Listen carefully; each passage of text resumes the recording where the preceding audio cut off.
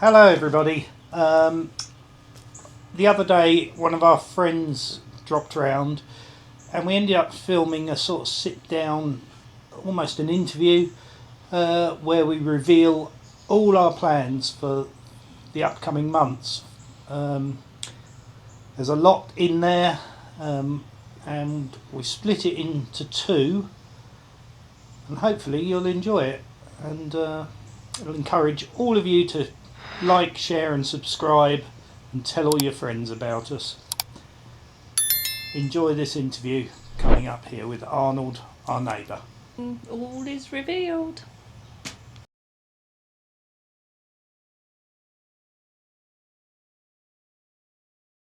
Where are you from? Well, we're originally from East Sussex in the UK, in England. Yeah, both of us. Yep. From similar part of the world. Okay. How did you meet? We met originally at school, and well, we went to the same school. I'd left school when we met, but No, I had just left school. It was 1982, and I was starting college. And he was actually dating my best friend, and that's how we met. How did you end up in Knoxville? That starts with me. Back in 1999, with two small children, my ex-husband and I moved out to California for his work. We were there for about 18 months. His job in London shut down because we were originally supposed to go back home to England. It was just a 2-year secondment, but the office in London where he was working shut down, so the company in California offered him a permanent position in California and got us our green cards. And then 2 years after that, a company here in Tennessee headhunted him, and that's how we ended up in Tennessee. But I had to look Tennessee up on the map because I had no clue where it was. So that's how I ended up in Tennessee. And then we started talking on Facebook. We were both divorced at the time. And we started sort of chatting, going backwards and forwards, and that's how he ended up here with me in 2019. I've been here about 6 years now. 6 years, yeah. Full time. And again, I didn't know where Knoxville was either. I had to look it up. What do you enjoy about living in Knoxville? It's very diverse, which is what I like. It's extremely diverse, and there's so much to do and travel and see in the States in general. I mean, it's such a huge country. But Knoxville's very diverse and green, and you've got the mountains. So yeah, and the kids have really enjoyed living here and growing up here. I'd like the fact that we could go out and see a music gig every evening if we wanted to, or some. Yeah, entertainment wise, it's right there on your doorstep all the time, and it still feels like you're in the country. It has seasons here. It's nice. I like it. What do you not enjoy about living in Knoxville? The heat, the humidity. The humidity is probably a big one Today, yeah, which is it's going to be hot. It's only 10:30 and we're already at 26 degrees or something. Traffic. What else? You don't like the fact that you can't walk out your front door and go for a walk. Being an outdoor person that likes to spend a lot of time outdoors, it's taken me a lot to get used to the fact that you just have to have if you want to go and do anything, you have to get in your car to go and do it. And I find that's taken me a long time to get used to. I used to just walking out the door and going for a walk for as long as I want to, and you can't do that here. Have you been anywhere else in the USA? Yeah, we've pretty much been everywhere. Yeah. In 2017, before Chris moved out, we did a 6-month road trip. We brought an RV and took off for 6 months, and we visited all lower 48 states. So yeah, we've pretty much done the whole of the states, the lower states. All the states, almost every national park. Not quite. I went to a lot of music festivals, all sorts of stuff. It was a really good 6 months. It was a really good 6 months. And we found out that we could live together by living in a tiny RV for 6 months. Yeah. I hear you're about to retire. Is it time for rocking chairs on the front porch or a more active lifestyle? More active plans. I've always been an active person. It's still going to be adventurous. Do you want to explain what we're going to do, or shall I? Okay, well, we're selling up here and we're going to retire back to the UK, we've decided. And we're not retiring into a house, we're going to buy a narrowboat and cruise the canals in England for a couple of years. I say 2 years, he says it's probably going to be closer to 4, but we'll see. Whilst we look for a home to buy. Have you ever been on a narrowboat before? Yes, I did one holiday once with the ex-husband and the kids. That was probably back in 2001 or 2, somewhere. I mean, a long time ago. But that's been my only experience. You too? And I've been a couple of times on holiday in a narrowboat. Not massive of experience, to be honest, but we've done a few locks and been about. Yeah. How big is it?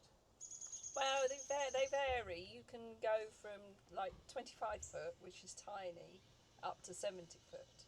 Well, we're thinking we're probably going to get somewhere around 57 feet, because with a 57 foot you can do all of the canals in England. If you go much bigger than that, you're restricted on some of the locks you can go through, etc.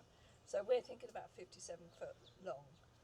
And 57 foot sounds like a big boat. If you're buying a 57 foot boat to go on the ocean, that sounds like a sizable boat. But a narrowboat is 6'10" wide, so it's only about as wide as this space we're sitting in here. So, and maybe a little bit wider, but not much. No. It's a confined space, but it is quite long. So where will you moor it? We intend on being continuous cruises, so we have the choice. We can either go and moor in a marina and be static in one place, or there's 2,200 miles of canals in the UK navigable, and I'd like to see as much of those as I possibly can. So I think hopefully we're going to head off and explore. Yeah. I just want to go back a little bit. So for your move, have your impressions of the U.S. changed since you've been here? Like what's bringing this on? Yes, they've changed big time. Yes, definitely. When I moved here, politically things were calm, or a lot more stable. Seemed calm and stable. But pretty much as soon as I got here, and it might be my fault, it changed. And I don't know. To us, it just seems to have got progressively less stable, and it doesn't feel like a place where I personally want to be at the moment. It just makes me anxious. And I don't know how you. Well, I do know how you feel, but no, it makes me anxious too. Even though I am a US citizen, I'm still very anxious about being here, and especially with Chris being on a green card. Okay. Yeah. So, this is before you make your move. What are you going to do with all your belongings here? We've got. We're just going to sell everything. Everything. We've got 2 trunks that are 3 foot by 2 foot that are being shipped back to the UK with personal and sentimental stuff that we just can't let go. Yeah. Everything else is going. Sold. We're having a big sale.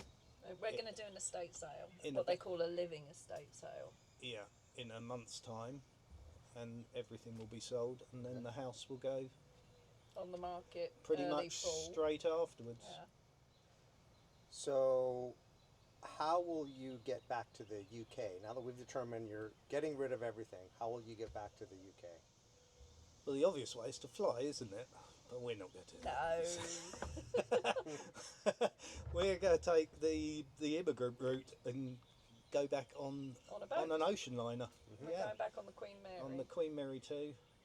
We're going to have a one-way ticket. One-way ticket, and we're just going to sail back. Okay. So speaking of one-way tickets, will you ever come back to the USA? Yes, yeah, absolutely. Yeah. I plan on coming back twice a year because my children are still here. Okay. They're both married and settled and have homes of their own. But no, my plan is to come back every 6 months to see them for at least 2 weeks at a time. And you know, never say never to live, but I very much doubt we'll come back to live. Okay. I think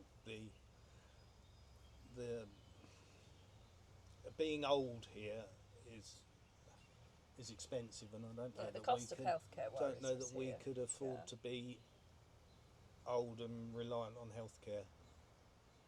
At the moment, we're both healthy, so we'll take advantage of that. Okay. That could change, and then it could get expensive. So let's get back to the boat. Is it fully off-grid? And how do you power it? They don't have to be fully off-grid. Ours will be pretty much fully off-grid. So it has a diesel engine, which when you're cruising, charges the batteries. And those batteries power everything on the boat, on board. And we're not having, it's not like a house where we've got masses of stuff that use a lot of electricity. Sam is determined to have a washing machine, and we've got to have a refrigerator of some sort, but it will be small. It won't be like the one we have here. And that's maybe an air fryer. That's about it, yeah. sum of the big things. Other things will be powered by gas. Cooking, maybe hot water can also be powered by gas. The engine also heats hot water. And solar as well. Okay. Internet? Internet, yeah. Okay. Yeah, we'll have Yeah. internet, yeah. Definitely have internet. It'll be patchy how we do it. I mean, we're not keen to go with Starlink. That is one way to do it. I don't personally not keen on supporting that as a thing. So it'll probably be a mobile phone based. Yeah. But Hotspot. we shouldn't need it very much, should we? Well, we will for our phones and things, Yeah. yeah. And for doing the vlog and stuff, yeah. Yeah. Doing this is going to be the bit that Yeah. uses the internet most. How fast does a longboat go? Narrowboat. Narrowboat, excuse me. Okay, I'll ask that again. Longboat, that's Vikings, isn't it? I don't know. You're not Vikings. No, we're not Vikings. Yeah. I think top speed 4 miles an hour. Okay. So 2,200 miles at 4 miles an hour. It's going to take a while. It's going to take a while. So that It's walking walking pace. Okay, so that 2,000 miles. That's how many, like how long the canals are, like the total of all the canals. If you had, yeah. Oh, okay. It's the same as our motorway network in the UK. So you've done the math on how long it would take you to see every mile of canal? I haven't. How long do you... a lifetime, I think, Okay. maybe. I'm not sure we'll achieve that. Yeah. Is living in a narrow boat, is it more expensive than living in a house? No. The simple answer is no. Okay. I think it can be. It depends on what you have and what you do. If you have marina fees, etc., then yes, it can start adding up. But if you, like we plan to be a constant cruiser, no, you've basically got your diesel, you do have to have a licence, and then just general living costs and maintenance on the boat. So it is typically a lot cheaper than living in a home. Okay. And so you haven't determined how long it will take you to see every mile, if that's what your goal is, but like how far south can you go and how far north can you go? Like what's the span that you can travel on the canals? Well, technically, as far south we could go is Spain, I guess. Well, There are canals. There are canals in Europe, but in the UK, they do go slightly south of London, but not. London is sort of your point. London, Bristol, furthest south, and Scottish borders is your most northerly point. Okay. So the concentration of them is in the middle of the country. Is in the industrial part of the UK. Yeah. So you mentioned Spain. Can you take your narrowboat on the sea, on the ocean? It has been done. It has been done by crazy people. We will not be doing that. Okay. That's a very scary prospect. Yeah. And where do you keep your car? Well, we're not intending on having a car. Okay. The UK has great public transport. You can get a bus from virtually anywhere, trains from any town, taxis, Ubers. Yeah. We shouldn't need one. A lot of people do keep a car, and because you're only moving 3 or 4 miles a day, often they'll They'll cruise cycle to where they're back, going and yeah. cycle back, get the car, and their car follows them along. That just seems like an unnecessary expense for us. I don't think we need We one. don't need it. But we'll see. Yeah. What will you name your boat? Okay. Well, this is Sam. So you named it. I named mean, we it, haven't yeah. got a boat yet. We haven't got a boat yet. But the name is going to be And Away. Now that comes from one of my favourite shows, Gone Fishing, with Bob Mortimer and Paul Whitehouse. And they travel the country together doing fishing. They're 2 actors, but they've been friends for many, many years. And they both recently had heart issues and were told they had to slow down and stuff. So they started going fishing together, and then they started to film it. And they do catch and release. And whenever they let a fish go, when they put it in the water, they go and away. And so I thought that was a good name for a boat, because it kind of pulls into us that we're leaving and going and away. We're going off on a new adventure. Yeah, we're sort of leaving the stormy waters here to go back to some Hopefully calmer waters. calmer back waters in England. back in England. Yeah.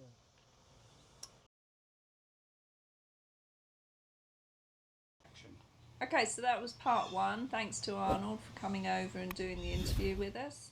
Part 2 will be up next week. Be sure to watch that and learn all about toilets. Yeah, that was the conversation started flowing a bit more freely in the second one. So enjoy that. We'll see you in part 2 next week.